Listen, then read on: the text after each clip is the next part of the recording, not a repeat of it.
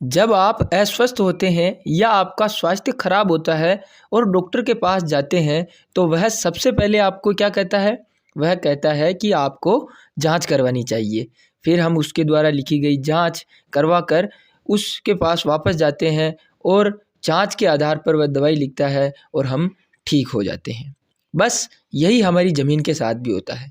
क्या आपको कभी लगा है कि कोई फसल अपनी ज़मीन में कम उत्पादन और किसी दूसरे किसान की ज़मीन में अच्छा उत्पादन देती है, जबकि आप दोनों ने ही एक ही जैसे खाद और अन्य प्रबंधन किए थे? तो इसका क्या कारण है?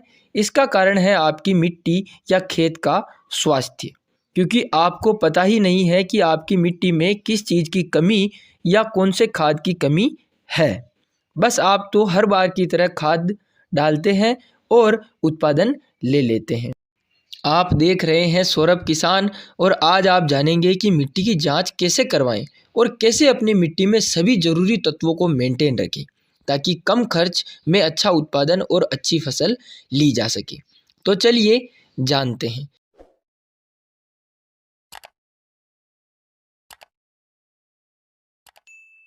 सबसे पहले आपको ज़रूरत होगी एक खुरपी, एक कुदाली या फावड़ा और एक पॉलीथीन बैग की, जिसमें सैंपल लिया जाएगा। और टैग के लिए आपको एक कागज़ या पेन की आवश्यकता होगी। अब आपको खेत पर जाना है और 7 से 8 जगह को निशान या चिन्हित कर देना है जहां से आपको सैंपल लेने हैं।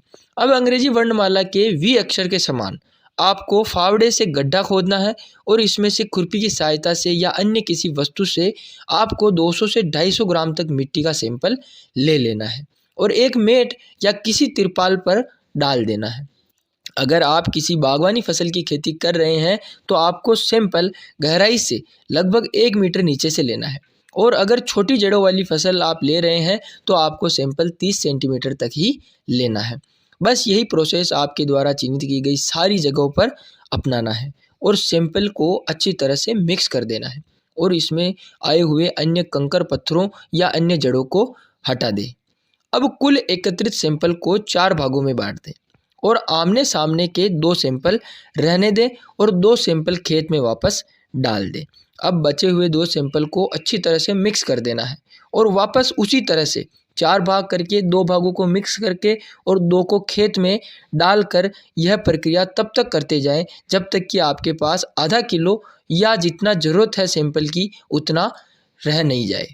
बस अब आपको इस सैंपल को पॉलीथीन में डालकर या एक किसी भी बैग में डालकर टैग लगा देना है, जिस पर किसान का नाम, गांव का नाम या अपना पूरा पता लिखकर इसके ऊपर चिपका देना चाहिए।